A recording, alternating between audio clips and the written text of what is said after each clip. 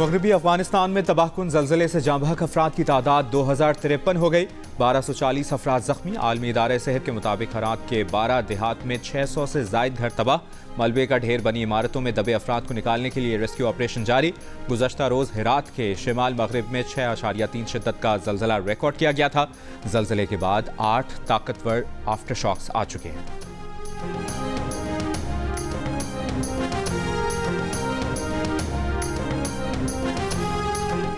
पाकिस्तान मुश्किल वक्त में अपने अफगान भाइयों बहनों के साथ है। बहाली की कोशिशों में हर मुमकिन ताउन फराहम करेंगे। पाकिस्तान की अफगानिस्तान को यकीन दहानी। तर्जुमान दफ्तर खारजा ने कहा, ज़लज़ले से मुतासरा अफराद की ज़रूरियात का अंदाज़ा लगाने के लिए अफगान हुक्काम से राब्ते में है। अफगानिस्तान में तबाहकुन ज़लज़ले पर दिली सदमे का इजहार। जाँ बहक होने वालों के अहल खाना से ताज़ियत।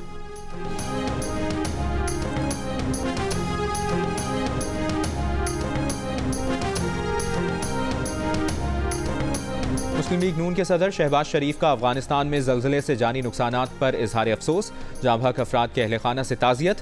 पीपल्स पार्टी रहनुमा शहरी रहमान ने कहा, हम अफगानिस्तान में ज़लज़ला मुतासरा अफराद का दुख समझ सकते हैं। 8 अक्टूबर 2005 में आए ज़लज़ले की शदीद याद से आज भी दिल दहल जाता है। अफगानिस्तान में कच्चे मकानों के मलबे में अभी तक दबे लोगों की ज़िंदगी के लिए दुआ को।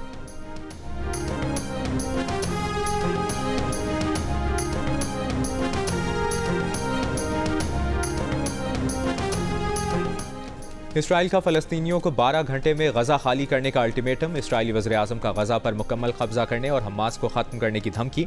हमास और इसराइली फ़ौज के दरमियान लड़ाई दूसरे रोज़ भी जारी। गज़ा पर इसराइल की वहशियाना बमबारी से शहीद होने वाले फ़लस्तीनियों की तादाद 313 हो गई।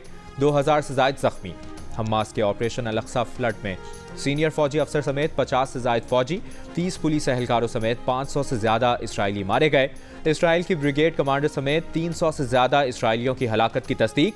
हमास का senior Israeli commander major general Nimrod Aloni समेत मुतादिद अफराद को यरगमाल बनाकर गज़ा मुंतकिल करने का दावा। गज़ा पर रात भर जारी रहने वाली बमबारी से कसीरुल मंजिला फ़लस्तीन टावर भी मलबे का ढेर बन गया। इसराइल ने गज़ा को बिजली, ईंधन और दीगर अशिया की सप्लाई रोक दी।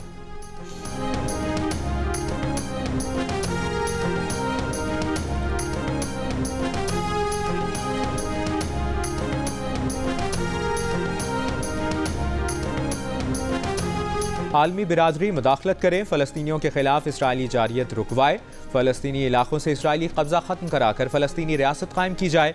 इस्लामी ताउन तंजीम का मुतालबा। फ़लस्तीनियों के खिलाफ इसराइली जारियत की मज़म्मत। OIC एलामिया में कहा, इसराइली जारियत के नतीजे में सैकड़ों फ़लस्तीनी शहीद और ज़ख्मी हुए। इलाक़ाई अदम इस्तेहकाम की वजह इसराइली कब्जा। आलमी करारदादों को तस्लीम न करना। फ़लस्तीनियों की नस्लकुशी और इसराइल के फ़लस्तीनी इलाकों पर हमले हैं। आलमी बिरादरी फ़लस्तीनी अवाम का तहफ़्फ़ुज़ और संजीदा सियासी अमल के लिए ताउन करे।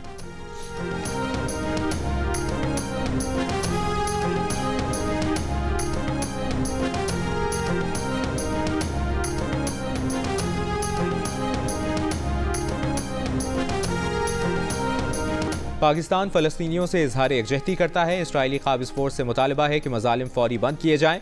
निगरान वज़ीर ख़ारजा जलील अब्बास जिलानी का मशरिक़ वस्ता में बढ़ती कशीदगी और मासूम इंसानी जानों के नुकसान पर गहरी तशवीश का इजहार। जलील अब्बास जिलानी ने कहा कि खुद मुख्तार रियासत फ़लस्तीन का क़याम 1967 से पहले की सरहदों और अक़वाम मुत्तहिदा की करारदादों की बुनियाद पर होना चाहिए। आलमी बिरादरी को तनाज़ात के ख़ात्मे, शहरियों की हिफाजत के लिए अपना किरदार अदा करने की ज़रूरत है।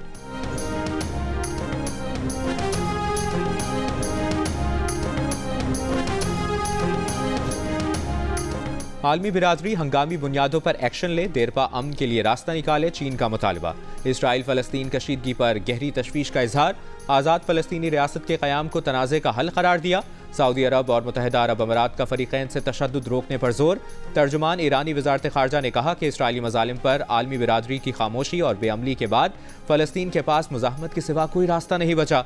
कतर ने इसराइल को ख़राब सूरत हाल का ज़िम्मेदार करार दिया। तुर्की की कशीदगी में कमी के लिए मदद की पेशकश।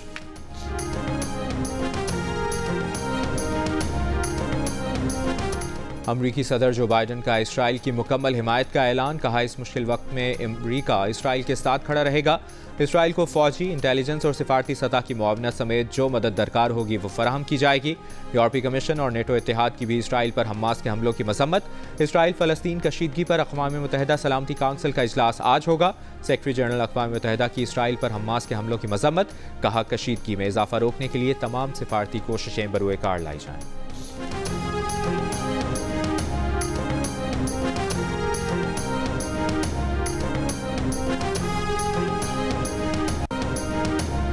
हमास की कार्रवाइयों के हक में कुवैत, ईरान, इराक, यमन, तुर्की, उर्दन, लबनान और दीगर मुस्लिम ममालिक में मुजाहिरे। अवाम की बड़ी तादाद फ़लस्तीनी परचम थामे शरीक हुई। फ़लस्तीन के हक में नारे।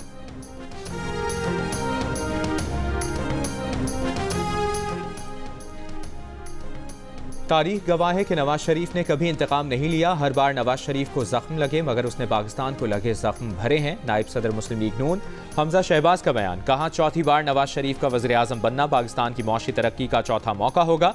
महंगाई से अवाम की निजात की लकीर सिर्फ नवाज शरीफ के हाथ में है। नवाज शरीफ ने हर बार गिरी हुई मईशत और कौमी वक़ार को संभाला है। इनकी वापसी के ऐलान से अवाम के हौसले बुलंद हुए। कारकुनों को नया जज्बा मिला है।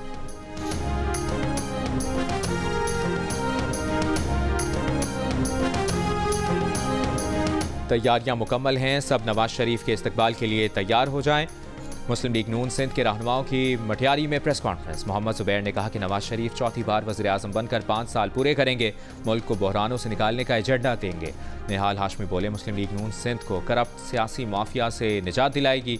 नून लीग में शामिल होने वाले साबिक DG FIA बशीर मेमन ने कहा कि सिंधी टोपी और अजरक पहनकर नवाज शरीफ का इस्तकबाल करने जाए।